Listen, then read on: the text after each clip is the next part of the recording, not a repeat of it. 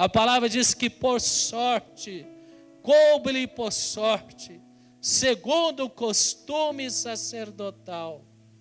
Costume sacerdotal está na igreja os finais de semana, trazer as suas crianças para a geração da fonte, trazer os seus filhos para o ministério Docmos, ministrar, exercer algum serviço diante de Deus, na casa de Deus, costume sacerdotal. Mas em algum momento, Deus vai aparecer de maneira gloriosa e vai falar: eu vou tirar a sua frustração, eu vou realizar o milagre, eu vou satisfazer o desejo do teu coração. Quem crê nisso diz amém. Então, quem não vai abrir mão do costume sacerdotal? Quem vai ser como Zacarias e Isabel? E a palavra diz: coube-lhe por sorte. A sorte, meu irmão, ela vem do Senhor, quando nós estamos sendo sacerdote diante deles. Não é a sorte mística, é a oportunidade, é a resposta, é o milagre, é a porta que se abre, é o caminho que se aplana diante de você. E naquele momento ele falou: olha, Zacarias, você vai ter a oportunidade de entrar no Santo dos Santos. E a palavra diz no verso 10, durante esse tempo, toda a multidão do povo permanecia na parte de fora orando. E eis que lhe apareceu um anjo do Senhor em pé à direita do altar do incenso. Vendo Zacarias, turbou-se e apoderou-se dele o temor. Disse-lhe, porém, o anjo: Zacarias, não temas, porque a tua oração foi ouvida. E Isabel, tua mulher, te dará à luz um filho, a quem darás o nome de João. Em ti haverá prazer e alegria, e muitos se alegrarão com o seu nascimento.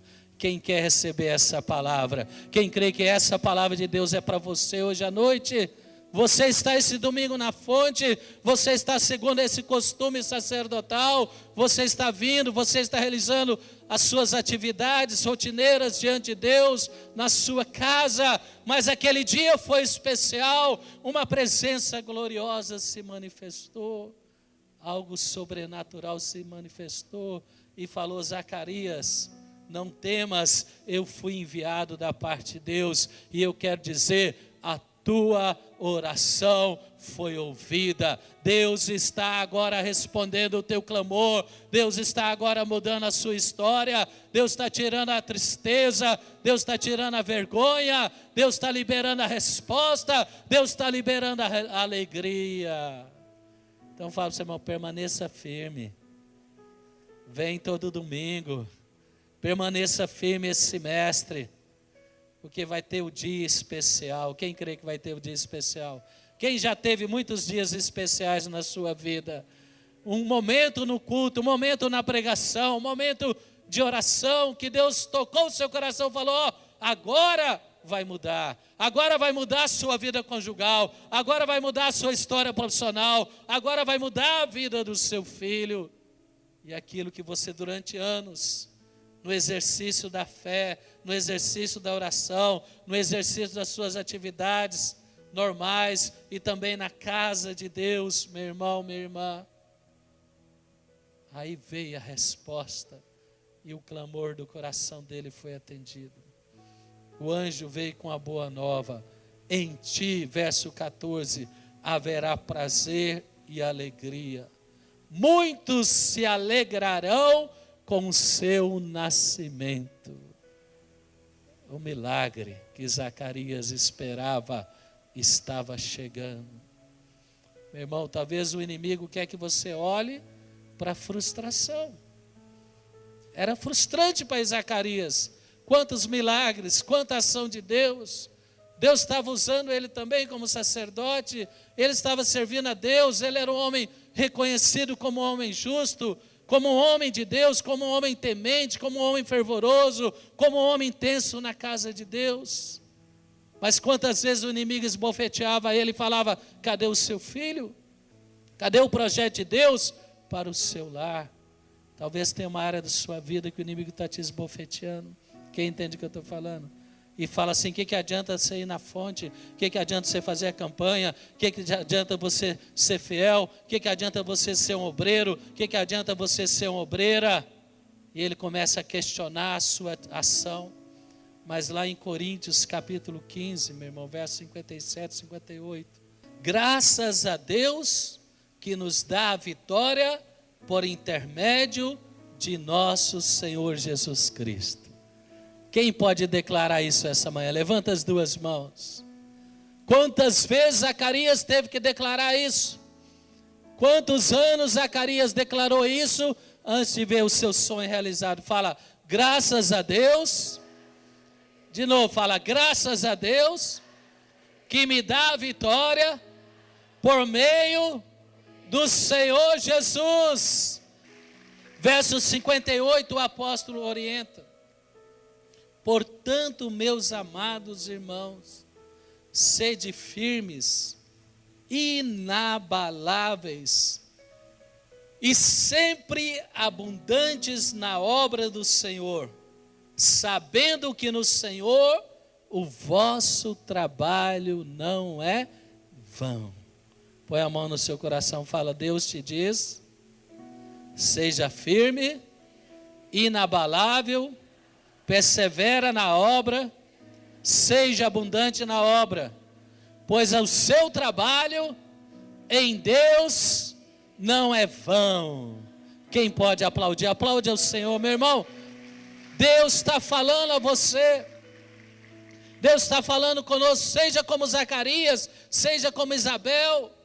Apesar de algumas orações ainda não terem sido atendidas, apesar de você estar levando algumas frustrações, não afaste de Jesus, não afaste da igreja, não afaste seu ministério, continue servindo, continue orando, continue clamando, porque o mensageiro de Deus vai chegar e vai falar: tua oração foi ouvida, teu clamor foi ouvido, tua vergonha acabou, tua desonra acabou, Deus vai te atender a partir de hoje, agora. Você recebe? Quem recebe? Fala para o seu irmão: Deus está te ouvindo, meu irmão.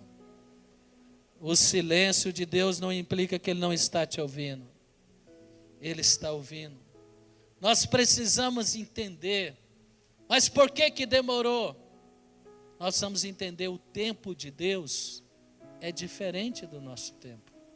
Quem quer aprender o tempo de Deus? Lá no Salmo 90, Moisés orava: ensina-nos a contar os nossos dias, para ter coração sábio. Ensina-nos a discernir o tempo de Deus. Ensina-nos a alinhar a nossa vida com o tempo de Deus, porque aí nós vamos ter coração sábio. Meu irmão, Deus quer que eu e você possamos entender isso. Lá em Tiago, capítulo 5, versículo 7. Olha o que ele fala sobre aquele que semeia. Salmo 126 fala: aquele que semeia com lágrimas, colherá com alegria. E o apóstolo Tiago, capítulo 5, verso 7, a partir do verso 7, ele diz: sede, pois, irmãos, pacientes. Podemos ler? Até a vinda do Senhor. Eis que o lavrador aguarda com paciência o precioso fruto da terra, para receber as primeiras e as últimas chuvas. Nós estamos acostumados com um imediatismo na sociedade, não é? Hoje se resolve tudo muita coisa pela internet, apesar que alguns preferem a maneira tradicional, não tem tanta segurança, né? Você vai lá na prateleira, você compra lá o arroz, você compra o feijão, compra o açúcar. Nós não convivemos um pouco com essa questão que tem um tempo. Na natureza tem um tempo de plantar, tem um tempo de crescer e tem um tempo de frutificar. Tudo é bem rápido, é bem fácil. Às vezes nós queremos as coisas assim, mas cuidado. A palavra diz que as riquezas adquiridas às pressas não serão abençoadas. Muitas vezes conquista algumas coisas, Deus pode atender imediatamente, mas outras coisas não é possível ele atender imediatamente. Ele tem que construir o fundamento, ele tem que trabalhar na base, ele tem que construir a história, ele tem que fazer a legitimidade para que você possa receber e você possa desfrutar daquilo que você pediu para ele, seja bênção e não seja maldição na sua vida. Quem entende o que eu estou falando? Tudo tem um tempo, tem a maneira, tem a hora certa. E ele fala, olha, seja paciente. Veja o exemplo do lavrador. Ele lança a semente, ele aguarda descer as primeiras, as últimas chuvas, ele aguarda para vir o tempo da colheita. E no verso 8, o apóstolo Tiago, capítulo 5, ele continua dizendo: sede vós também pacientes, fortalecei o vosso coração, pois a vinda do Senhor está próxima. Fala para o seu irmão, está próximo. Fala, põe assim o dedo, fala assim, falta um pouquinho assim. Fala um pouquinho assim. Quem crê que falta um pouquinho assim? Deus está ouvindo. Já pensou se Zacarias no meio do caminho ele abandona o sacerdócio? Já pensou se no meio do caminho ele abandona a vida reta que ele tinha diante de Deus? O anjo ia chegar ali e Zacarias não estava lá. Naquele dia coube-lhe por sorte altar, entrar no altar, entrar no santuário. Zacarias estava lá, faltava pouquinho, e depois de 9 meses, ele pegou nos braços dele o seu filho João Batista, que foi grande profeta diante do Senhor. Tempo de Deus é diferente. Ele fala, sede vós também pacientes, fortaleça o seu coração, pois está próximo. E no versículo 11 agora, pula para o verso 11, 10 e 11. Irmãos, tomai por modelo no sofrimento, tempo de espera às vezes é um sofrimento, e na paciência os profetas, os quais falaram em nome do Senhor. Eis que temos por felizes os que perseveraram firmes, tendo ouvido da paciência de Jó, e viste que o fim que o Senhor lhe deu, porque o Senhor é cheio de terna misericórdia e compassivo. Fala assim, o meu Deus é cheio de misericórdia, de compaixão. Vamos declarar isso, levanta as mãos e fala, o meu Deus, Ele é cheio de misericórdia, Ele é cheio de compaixão.